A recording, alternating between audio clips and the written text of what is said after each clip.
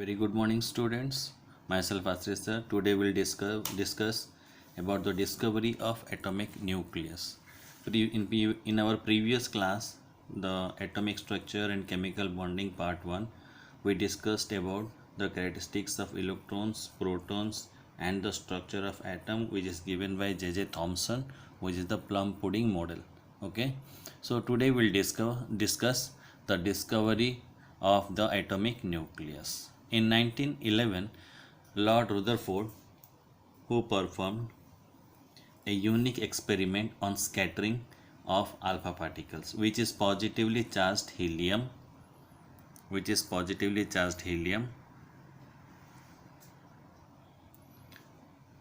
projected against the sheet of metals. He used a piece of radium as the source of alpha particle. This experiment is now known as the Rutherford's alpha particle scattering experiment. Clear? In this experiment, what he has done, the fast moving alpha particles were allowed to fall on a thin gold foil.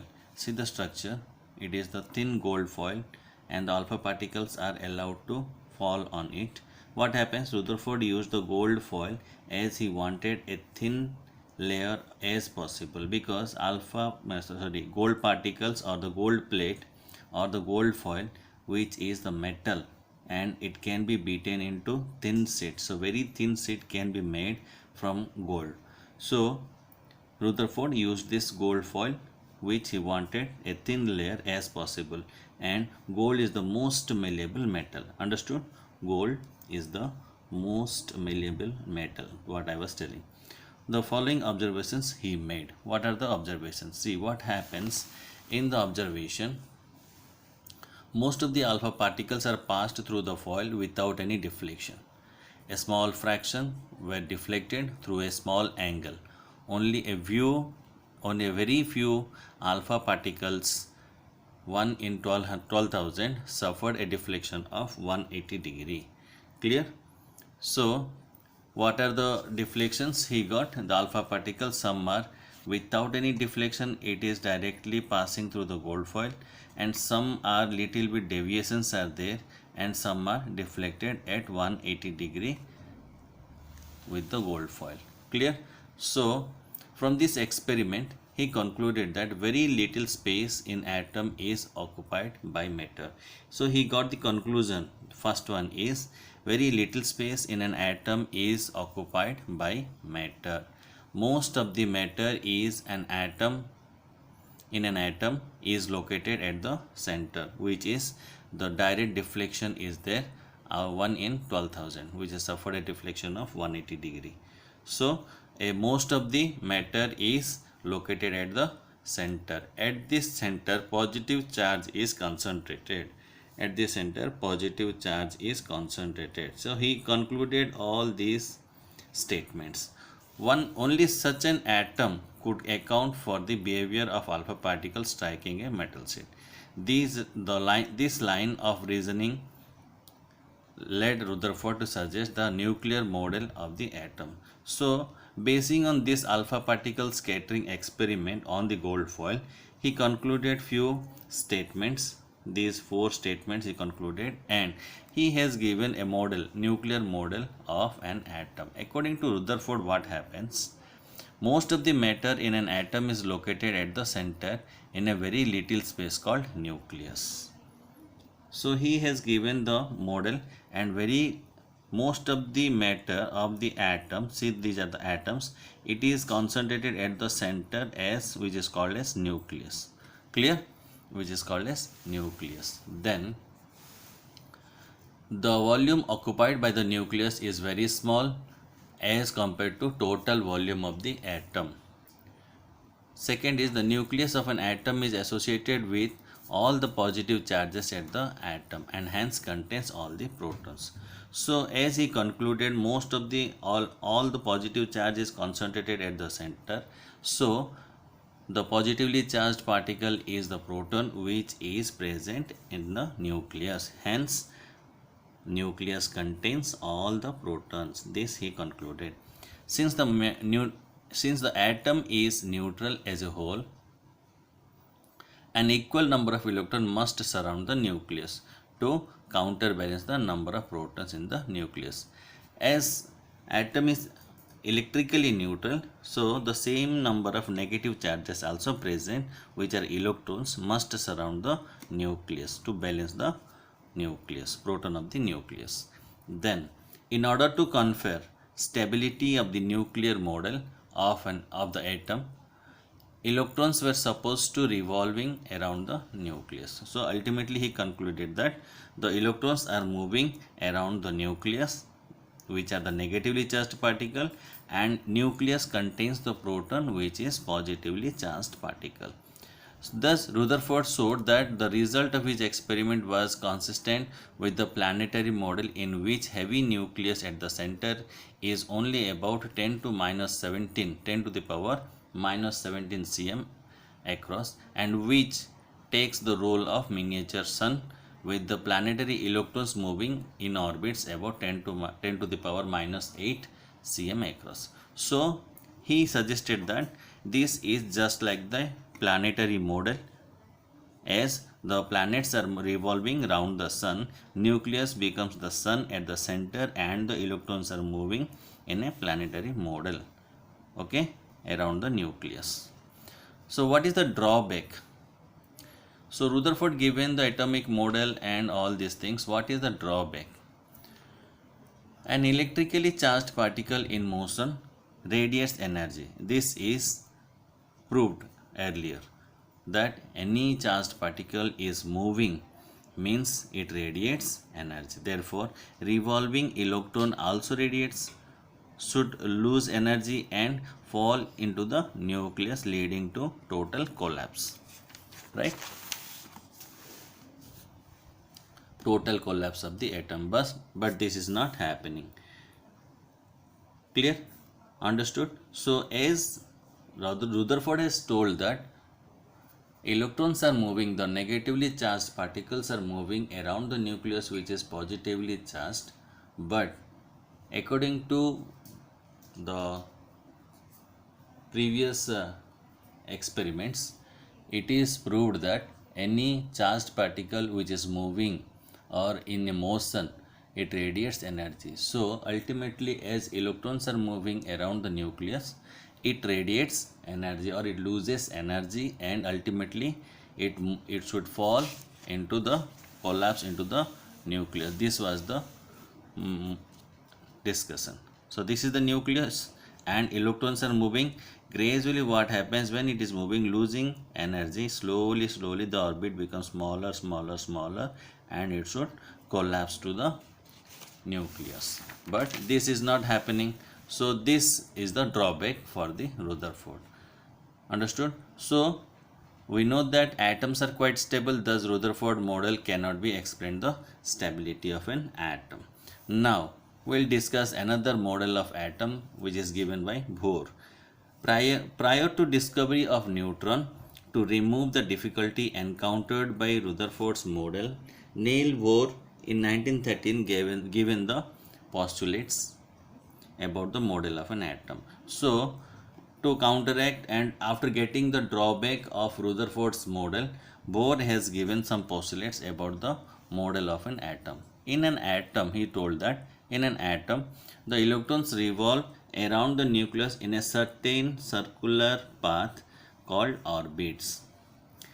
Each of these orbits is associated with certain amount of energy. That's why they are revolving in a particular orbit. That orbits are called as energy level or energy shell.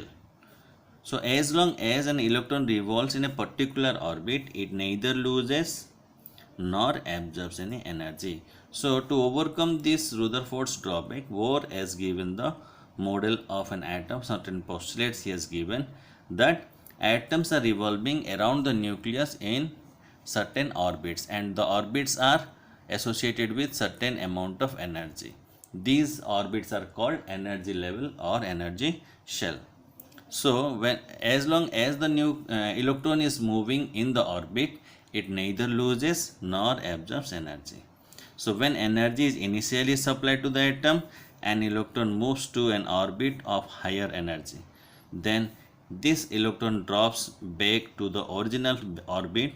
The absorbed energy is radiated by the atom. Suppose some energy is given to the atom. So what happens? The energy is gained by the electron. It jumps to the next higher energy level. Sometimes when the atom is radiating some energy, it loses some energy. Again, that electron from the higher energy level drops back to its original orbit. This was the models or the postulates given by Neil Bohr. So we'll discuss now what is neutron.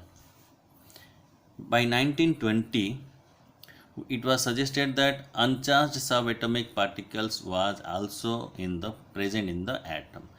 The existence of this particle is named as neutron, which is given by confined by Chadwick, James Chadwick. Okay, the neutron has a mass essentially of that of the proton or the hydrogen atom, which is electrically neutral. Okay, so the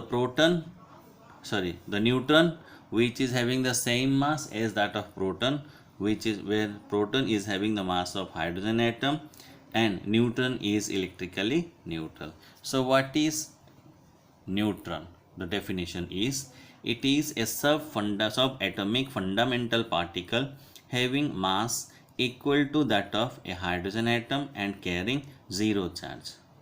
It is represented by small n, 1 and 0. Characteristic of the neutron is, a neutron has no charge. It is electrically neutral.